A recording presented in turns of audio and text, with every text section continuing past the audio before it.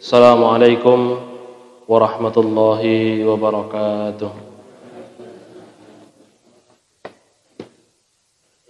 Alhamdulillahilladzi hadana lihada wa ma kunna linahtadiya laula an hadana Allah. Laqad ja'at rusul rabbina bil haqq wa nudu an tilkumul jannatu uristumuha bima kuntum ta'malun. Asyhadu an la ilaha illallah wahdahu la syarika lah wa asyhadu anna Muhammadan abduhu wa rasuluhu la nabiyya wa la rasula ba'dah. Allahumma salli wa sallim wa barik ala Muhammad wa ali Muhammad kama sallaita ala Ibrahim wa ala ali Ibrahim wa barik ala Muhammad wa ali Muhammad kama barakta ala Ibrahim fil alamin innaka Hamidum Majid. Amma ba'd. Fa ya ibadallah usikum bitaqwallah fa innahu ra'su kulli amalin. Alhamdulillah Bapak Ibu hadirin yang dirahmati oleh Allah Subhanahu wa taala. Puji syukur kepada Allah patut kita haturkan atas kenikmatan-kenikmatan yang telah Dia limpahkan kepada kita. Akan tetapi kenikmatan tersebut jangan sampai membuat kita merasa berbangga, karena Rasulullah SAW nate sanjang, seandainya dunia itu lebih berat daripada sayap nyamuk, niscaya Allah tidak akan izinkan orang-orang yang kufur kepadanya untuk mencicipinya. Di hadapan Allah dunia tidak lebih dari sayap nyamuk, sedikit ini. Nanti dalam riwayat lain, kenikmatan yang Allah berikan di dunia ini berbanding dengan kenikmatan yang Allah berikan di akhirat nanti seperti setetes air dari lautan, dari seluruh air lautan. Artinya hanya setetes saja Bapak Ibu yang dirahmati Allah. Kalau kita mengetahui hal tersebut, maka jangan berbangga ketika kita hanya mendapatkan setetes itu, dan jangan sedih ketika kita kehilangan setetes itu, karena masih ada lautan di akhirat. Dan seharusnya kita ini menangis, seharusnya kita ini bersedih ketika tidak bisa menggapai kenikmatan Allah yang seluas lautan di akhirat nanti, tetapi kita hanya diberikan setetes dari air lautan yang Allah berikan di dunia ini dibagi dengan seluruh makhluk hidupnya. Jadi sekali lagi Bapak Ibu yang dirahmati Allah, kehidupan hanya setetes ini, kenikmatan yang begitu mewah ini ternyata Rasul katakan hanya setetes. Apalagi nanti kenikmatan-kenikmatan yang di akhirat nanti. Kalau kita memahami hal tersebut, oh alah donya ki orang nganti kaya orang nganti seberat sayap nyamuk. Berarti lek itu ya ora marai besar hati, tapi lek kelangan ya ora marai sedih hati. Bapak Ibu yang dirahmati Allah Subhanahu wa taala, kita lanjutkan pembahasan kita, pembacaan kitab Riyadhus Shalihin min kalami Sayyidil Mursalin, hadis ke-158, bab 16 Pak. Bab 16 hadisnya 158 atau hadis ketiga dari bab tersebut. Oh hadis nggih 159, maaf. Hadis keempat 159, hadis keempat dari bab 16, bab perintah untuk menjaga sunnah dan adab-adabnya. Bapak Ibu yang dirahmati Allah Subhanahu wa taala, kita baca an Abi Muslimin wakila Abi Iyasin, dari Abu Muslim, ada yang mengatakan Abu Iyas. Siapa itu? Salamah niku berarti lek mriki Salamah nama ibu napa nama bapak? Ibu nggih. Lek niki nama cowok niki. Masya Allah. Ya, nggih lek ibu nggih cantik no. Ibu mosok ganteng. Kita iki abah anu niki. Kayak mambu-mambu pengen neh. Nggih, semoga segera mendapatkan lagi. Amin. Diamini sak jamaah niki, Pak. Salamah itu bisa untuk perempuan, bisa untuk cewek. Bisa untuk cewek, bisa untuk cowok, bisa untuk perempuan, bisa untuk laki-laki. Kalau dulu kalau salamah gitu saja itu untuk laki-laki malahan, nggih, Salamah. Tapi kalau Ummu Salamah, nah itu kan kunyah saja. Salamahnya itu laki-laki. Ibunya itu kunyahnya Ummu Salamah, bapak ini ku kunyahnya Abu Salamah, nggih. Anaknya namanya Salamah, nggih, Salamah. Oh, bapaknya Abu Salamah, ibu Ummu Salamah. Anaknya Salamah.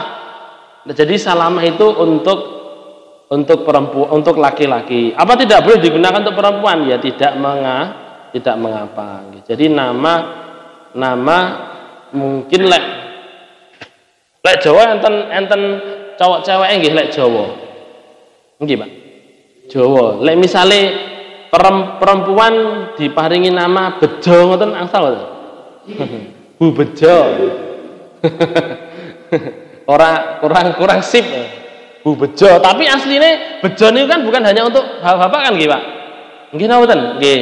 Jadi dari segi maknanya kan Bejo bukan untuk bapak-bapak, tapi Bejo biasa digunakan untuk bapak-bapak. Urf atau adat saja. Ya. Dari Abu Muslim namanya Salamah Ibnu Amr Ibnul Aqwa bin Amr bin Al-Aqwa. Kita biasa kenal itu namanya Salamah Ibnul Aqwa. Salamah bin Al-Aqwa. Siapa itu Salamah bin Al-Aqwa? Bapak Ibu hadirin yang dirahmati Allah, dia adalah seorang sahabat dari kalangan Ansor, penduduk Madinah. Kisah masuk Islamnya menarik karena disampaikan oleh Imam Ahmad dalam kitabnya Kitab Musnad, hadisnya hadis yang sahih. Ini hadis sahih, Pak. Tapi insya Allah di sana ada penangkal-penangkalnya karena ada sedikit dalil yang digunakan oleh mereka-mereka yang mengatakan wali Allah itu ciri-cirinya seperti ini. Kisahnya bagaimana? Salamah ini dulu penggembala, Pak. Penggembala kambing. Terus kemudian suatu kali kambingnya itu diterkam serigala. Kambingnya diterkam serigala. Maka Salamah karena dia jadi penggembala, dia kejar, Pak. Salamah ini ahli panah. Dia ahli pemanah. Bahkan dia kata Rasulullah SAW, khairu rijalina Salamah ibnul Aqwa. Sebaik-baik pasukan infanteri kami, para sahabat, itu adalah Salamah bin Al-Aqwa ini. Dia ngejar musuh sendirian, Pak, berani. Nah ini serigala dioyak. Kok wedhusku hilang situk? Dioyak, Pak, serigalane. Sampai Bapak Ibu yang dirahmati Allah, kecekel serigalane niki, diambil kambingnya, maka serigala ini berkata. Oh, serigala berkata. Ini ada ceritanya, Pak, di dalam Musnad Ahmad. Hadisnya hadis yang sahih. Serigalanya ngomong, itu hak saya. Itu hak saya. Tapi Salamah kaget, Pak. Salamah tidak kemudian mengatakan, "Iki wedhusku." Enggak, tapi serigala mengatakan, "Itu hak saya. Allah tetapkan itu sebagai hak saya. Sampean menggembala di tempat ini, lah saya pun juga dari sekitar sini enek panganan, luwe, yo tak pangan." Maka serigalanya ngomong, "Itu hak saya. Kenapa sampean ambil?" Maka kemudian Salamah pun kaget, Pak. Akhirnya kemudian serigala ini mengatakan, "Kamu mau ndak saya kasih tahu terhadap seseorang yang begitu mulia, dia berada di Madinah menjadi orang yang paling mulia yang akan membawa kedamaian untukmu di dunia dan di akhirat." Ya. Siapa namanya? Namanya Muhammad. Tanyakan kepada para penggembala-penggembala yang lain. Maka Salamah pulang, Pak. Salamah pulang, kemudian bertanya dari satu penggembala Cahangon, dari satu Cahangon ke Cahangon yang lain. Konco-koncone sing angon nggih enten, jadi istilahnya ada paguyuban angon ngoten. Paguyuban angon. Paguyuban wong angon wedhus. Paguyuban wong angon wedhus. Diajak, Pak, dipanggili. Sampean tahu enggak namanya Muhammad? Sampean tahu enggak namanya Muhammad? Sampean tahu enggak namanya Muhammad? Akhirnya ketemu, Pak. Terus kemudian dia datang kepada Rasulullah SAW, belum masuk Islam, menceritakan dulu. Menceritakan kisahnya. Maka kemudian Rasulullah SAW bersabda, ini hadisnya panjang memang, sabda beliau saya bacakan, "Sodako, dia benar, dia jujur." Jadi Rasulullah membenarkan kisah Salamah yang diajak ngomong sama serigala tadi. "Walladzi nafsi biyadih," demi zat yang jiwaku ada di genggamannya, la taqumus saah, hari kiamat nanti tidak akan pernah terjadi hatta yukallimas sibaul ins, sampai binatang buas itu akan ngomong kepada seseorang atau ngomong kepada manusia. Ono wong nggih, mungkin panjenengan pernah dengar ada orang diajak ngomong binatang. Dari para salafus soleh kan ada nih Pak, ada yang dulu katanya ketika sholat kemudian datangi singa dan lain sebagainya dan lain sebagainya. Tapi itu tidak menunjukkan bahwasanya orang itu wali Allah. Tidak menunjukkan bahwasanya orang itu wali Allah. Lah ini Salamah, dia diajak ngomong sama serigala masih dalam keadaan kafir. Dia masih kafir Kak, belum masuk Islam belum masuk Islam, diajak ngomong sama serigala. Itu menunjukkan bahwasanya diajak ngomong hewan itu bukan satu pertanda bahwasanya dia adalah wali Allah. Mboten mesti. Karena kan orang kan nggih macam-macam nggih Pak. Ya Masya Allah nggih. Katanya lek misale iso salat ning dhuwur godhong gedang berarti waline. Waliullah berarti.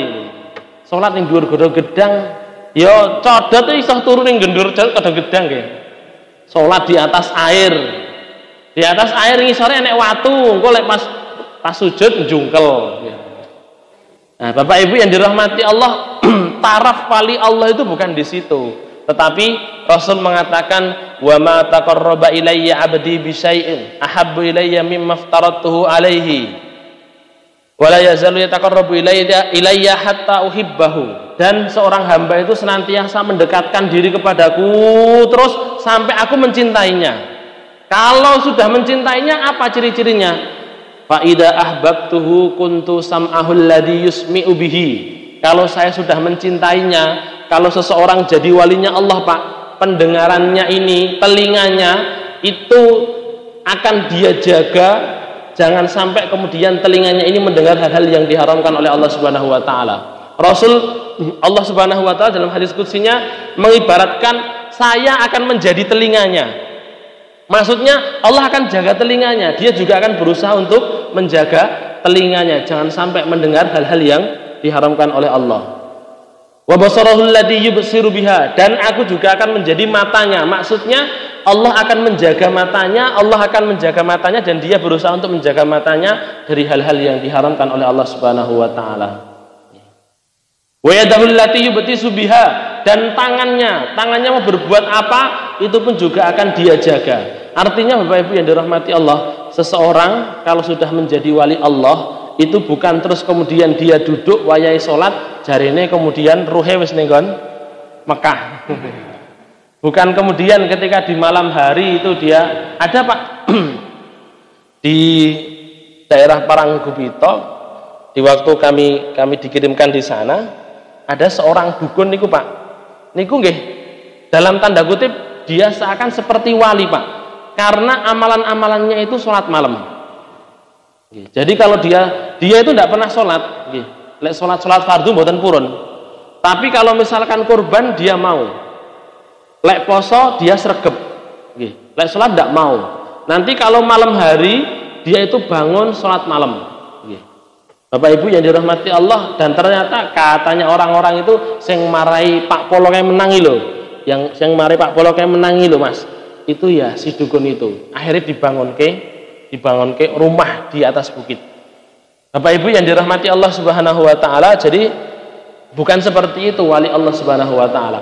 Wali Allah itu adalah tangannya, matanya, telinganya dan seluruh anggota tubuhnya akan senantiasa dia jaga untuk menjalankan ketaatan kepada Allah, jangan sampai melanggar aturan Allah. Iso ngomong dengan serigala, iso ngomong dengan hewan, itu bukan wali Allah, namanya bukan wali Allah. Seperti ini Salamah, dia masih kafir, dia belum masuk Islam, tapi diajak ngomong sama serigala. Rasul mengatakan demi Allah, nanti hari kiamat tidak akan pernah terjadi sampai seseorang akan diajak ngomong sama binatang buas. Wa yukallimur rajul azbata sautihi wa syiraqi na'lihi, atau seseorang akan diajak ngomong oleh napa niku setut, oleh ikat pinggangnya atau oleh terempah napa niku tali sendalnya. Jadi tali sendalnya ngomong, Pak. Terus setutnya ngomong, wah aku tak jadi orang itu loh. Bapak Ibu yang dirahmati Allah, Rasul tidak mengatakan kalau sing diajak ngomong itu orangnya Muslim. Nggih. Artinya sekali lagi Bapak Ibu yang dirahmati Allah, nggih. Ini tanda-tanda yang Rasulullah SAW sampaikan itu tidak mesti terjadinya kepada orang-orang Muslim atau terjadinya kepada orang-orang solih atau dalam tanda kutip wali Allah, ndak. Nggih. Jadi kalau misalkan ada mungkin seorang nabi palsu mengatakan bahwasanya saya diajak ngomong setut saya. Nggih. Bapak Ibu yang dirahmati Allah, nggih, kami di Para Gubito juga kenal dengan seorang dalang dulu pernah manggung kalih Mantep Sudarsono. Nggih. Nanti anu Pak, napa niku ningali Pak Mantep. Nggih. Kiai Mantep pun sedo. Kiai Mantep Sudarsono. Dia pernah manggung, Pak. Dan dia ngomong sendiri, saya punya kesaktian. Kesaktiannya apa? Kalau saya misalkan sedang manggung di Kalimantan, maka nanti entah pakaian saya, entah itu mungkin tangan saya atau mungkin anggota tubuh saya itu akan ngabari saya, istri saya lagi ngapain di rumah. Nggih. Panjang ngoten, Pak. Nggih. Ya beliau sudah tobat. Ngapus gak ngapus nggih yo ngono wae nggih. Tapi sekarang beliau sergap ke masjid. Jadi beliau malah ketika sudah bertaubat, beliau bertobat dari dalang, pernah dihapusi barang dikon poso putih 7 dino. Hari pertama napa niku sahure 7 sendok, sampai hari ke-7 niku sahure cuman 1 sendok, mendem. Aku sampai ameh mati Mas ra itu apa-apa. Kata saya ngoten. Nah, akhirnya beliau bertaubat, kemudian malah ngopeni masjid. Di tempat terpencil masjidnya itu tidak ada orang yang mau sholat di situ, jarang sekali. Tapi beliau kesana kemari dari rumah ke situ jalan kaki, pegunungan kan di daerah Parangkupiton itu untuk adzan. Terus kemudian nanti sosok ngimami dewe, ya jadi makmume, ya jadi muadzine pisan, mulai gitu. Akhirnya beliau bertaubat, tapi beliau ngaku katanya bisa seperti itu, punya kemampuan seperti itu. Percaya tidak percaya Bapak Ibu yang dirahmati Allah, Rasulullah SAW pernah bersabda bahwasanya nanti akan ada masa di mana seseorang itu benar-benar bukan karena dia sakti, bukan karena jin yang kemudian ngomong kepada dia, tapi benar-benar Rasulullah mengatakan tali sabuknya itu akan ngomong kepada dia atau serampat sendalnya akan ngomong kepada dia. Tidak terjadi kepada orang Muslim, tapi bisa jadi terjadi kepada orang-orang kafir. Wa yukhbiruhu fahidahu bima ahdatsa ahlahu ba'dahu. Dan juga pupune, fahidahu itu pupunya. Pupune itu bisa ngomong, pupunya bisa ngomong kepada dia dengan apa yang telah diperbuat oleh keluarganya. Bojone lagi ngopo, anaknya lagi ngomong, dia jauh dari situ, maka pupune ini bisa ngomong kepada dia, bukan karena bantuan jin. Bapak Ibu hadirin yang dirahmati Allah, ini rawahu Ahmad dalam kitab musnadnya, diriwayatkan Imam Ahmad, hadisnya disahihkan oleh Syekh Al-Albani. Bapak Ibu yang dirahmati Allah Subhanahu wa taala, yang manfaat dari ini yang kita ambil istimba di sini, sekali lagi sebagaimana kisah Salamah itu diajak ngomong dengan serigala ketika beliau masih dalam keadaan kafir, maka sekali lagi kalau misalkan ada orang ngaku bahwasanya diajak ngomong binatang, diajak ngomong benda, diajak ngomong anggota tubuhnya, maka itu tidak menunjukkan bahwasanya dia merupakan wali Allah. Yo kebenaran Allah takdirkan dia bisa diajak ngomong menjadi salah satu tanda hari-hari kiamat, tanda dari sebelumnya datang hari kiamat. Kemudian Bapak Ibu yang dirahmati Allah, akhirnya Salamah Ibnul Aqwa ini masuk Islam. Beliau dijuluki infanteri terbaik karena kisahnya itu, Pak, ada seorang Arab Badui dengan gerombolannya namanya Abdurrahman Ibnu Uyainah, anak dari Uyainah bin Hisn, yang nanti kemudian masuk Islam, kemudian murtad lagi, kemudian masuk Islam lagi. Tapi punya hadis, Pak, Uyainah bin Hisn ini. Nah, anaknya itu dulu nawakale sebelum masuk Islam itu, Pak, pura-pura masuk Islam, pura-pura masuk Islam, bahkan sampai turun ayat dalam surat Al-Baqarah yang kita bahas dulu. Dia pura-pura masuk Islam, terus tiba-tiba pulang Pak, di depan Rasulullah itu ilate lunyu, dia pasang muka baik, pulang-pulang Pak, ternyata dia lewat di satu lembah, di situ ada gerombolan unta-unta, maka dia sembelih unta-untanya, kemudian dia bunuh penggembalanya. Temennya lagi, enggak Pak, diambil unta-untanya, diambil semua, terus kemudian penggembalanya dibunuh. Ketika itu terjadi, sudah agak di pinggiran kota Madinah, Salamah yang menyaksikan, maka Salamah lari, dia memang tidak lagi menunggang unta atau menunggang kuda, dia lari ke Madinah, kemudian mengatakan ada perampok, tapi beliau mengatakan sahabah gitu. Sahabah, maksudnya ada perampok, maka beliau lari Pak, dikejar sendiri perampoknya ini, dihujani air panah terus sampai banyak yang terluka dari mereka, kemudian datang para sahabat untuk membantu. Ketika itu sampai di telinga Rasulullah SAW, maka Rasulullah SAW memujinya dengan mengatakan, Uyainah adalah pasukan infanteri terbaik. Itu Salamah Ibnul Aqwa adalah pasukan infanteri terbaik. Itu kita kenalan sebentar dengan Salamah Ibnul Aqwa, meninggal di masa Utsman Ibnu Affan radhiyallahu taala anhu, pada umur ke-80 tahun. Kemudian Bapak Ibu yang dirahmati Allah, apa yang disampaikan oleh Salamah ini? Anna rajulan, dia mengisahkan bahwasanya ada seseorang laki-laki, akala inda Rasulillah sallallahu alaihi wasallam bishimalihi. Dia makan di depan Rasul di tangan kiri, Pak. Bapak Ibu yang dirahmati Allah Subhanahu wa taala, ini ada orang dia makan pakai tangan kiri. Di depan Rasulullah, Pak. Jan niku wis mboten isin melih nggih. Ndak isin neh, wis pokoke mangan gitu aja. Bapak Ibu yang dirahmati Allah, maka faqala, Rasul mengatakan, kul biyaminik, makan pakai tanganmu, tangan kananmu. Makan itu pakai tangan kanan, Mas, maka pakai tangan kanan. Bapak Ibu yang dirahmati Allah, Rasulullah ajarkan kita untuk amar ma'ruf nahi mungkar. Amar ma'ruf nahi mungkar itu bagian dari agama kita. Rasul mengatakan, la ta'murunna bil ma'ruf, sungguh kalian mau amar ma'ruf, wala tanhaunna 'anil munkar, atau nahi mungkar, memerintah pada kebaikan atau melarang dari kemungkaran. Aw la yusikanallahu ayyab'asa iqaban minhu, atau Allah Subhanahu wa taala akan mengutus satu siksa. Allah akan mengutus satu siksa untuk ditimpakan kepada kalian, fatad'una lahu fala yustajabu lakum. Ketika kalian berdoa, sudah ditimpakan siksa itu, kalian berdoa, maka tidak akan dijawab oleh Allah Subhanahu wa taala lagi. Bapak Ibu yang dirahmati Allah, maka beliau ketika melihat ada orang makan pakai tangan kiri, nah, karena beliau seorang rasul, masih sing ma'am niki mungkin lebih sepuh daripada beliau, maka beliau tidak malu untuk diingatkan makan pakai tangan kanan. Nah, Bapak Ibu yang dirahmati Allah Subhanahu wa taala, ini satu syariat dari Rasulullah sallallahu alaihi wasallam, satu adab ketika kita makan, bahwasanya makan itu pakai tangan kanan, karena yang makan pakai tangan kiri itu adalah setan. Jadi mungkin Pak, lek enten misalkan niki nggih kula mboten ngajari tapi nggih.